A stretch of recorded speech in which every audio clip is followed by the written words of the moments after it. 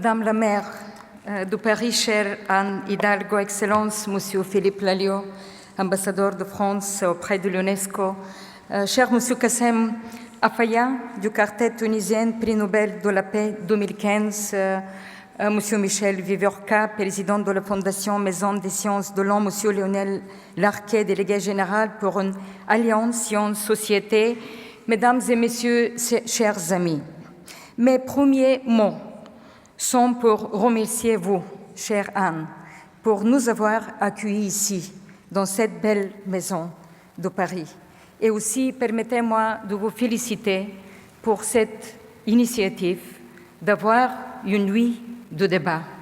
Notre maison à l'UNESCO, qui est aussi une maison internationale de la culture, des sciences, des débats, d'humanisme, je dirais, sera la première institution de se joindre à votre initiative et nous allons ouvrir les portes de l'UNESCO le 12 avril pour avoir une nuit de débat. Soyez bienvenus chez nous aussi.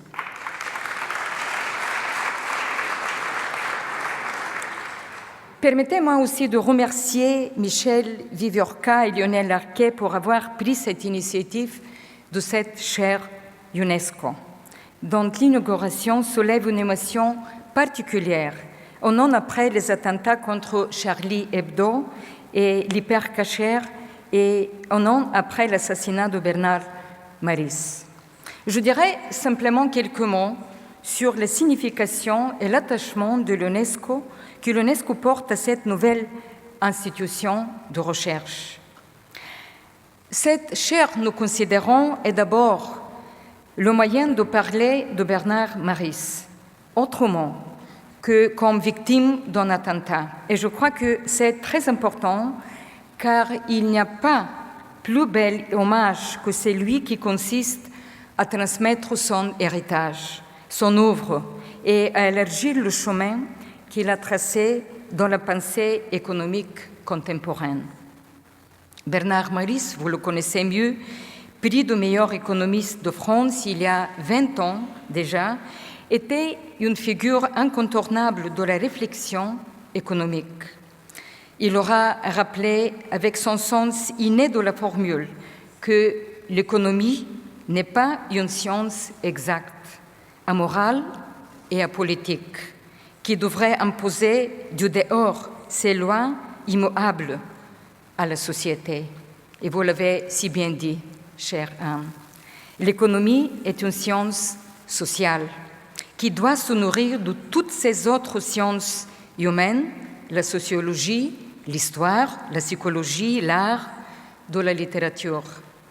Et ce doit être même une science populaire qu'il faut partager, vulgariser, s'approprier et discuter. Son travail de pédagogie, sa volonté de démystifier l'économie, à la télé, à la radio, dans la presse, aura contribué à ce qui est le plus important dans une société libre, le débat démocratique entre citoyens éclairés. Je crois que je répète vos mots aussi, chère Anne. Je suis certaine qu'il y a dans cette salle de nombreux auditeurs et lecteurs de sa lettre au gourou de l'économie ou de son anti-manuel d'économie, qui ont un jour souri à la lecture d'un papier ou tendu l'oreille à l'écoute d'une chronique, en se sentant plus éclairé, plus informé, plus intelligent. Cette veine humaniste qui utilise la connaissance comme un outil pour agrandir et libérer, et non pour asservir ou intimider, résonne au cœur du mandat de l'UNESCO, car la dignité humaine et la dignité sociale passent aussi par le partage et la maîtrise du savoir. L'héritage de Bernard Maris, c'est de s'intéresser d'abord à la dimension humaine de l'économie, qui permet de traiter une diversité de problèmes politiques et sociaux, l'accès à l'eau, l'environnement, la santé, la pauvreté, l'exclusion sociale. Et c'est précisément la mission centrale de cette chaire d'intégrer et de relier par la recherche l'économie et la société. C'est aussi la mission, je crois, de la Fondation Maison des sciences de l'homme, de Bernard Braudel à Michel Viviorca, dans sa capacité à tisser les liens entre les disciplines. L'actualité, mesdames et messieurs, de l'année 2015 a montré à quel point ce travail de Bernard Maris est très précurseur.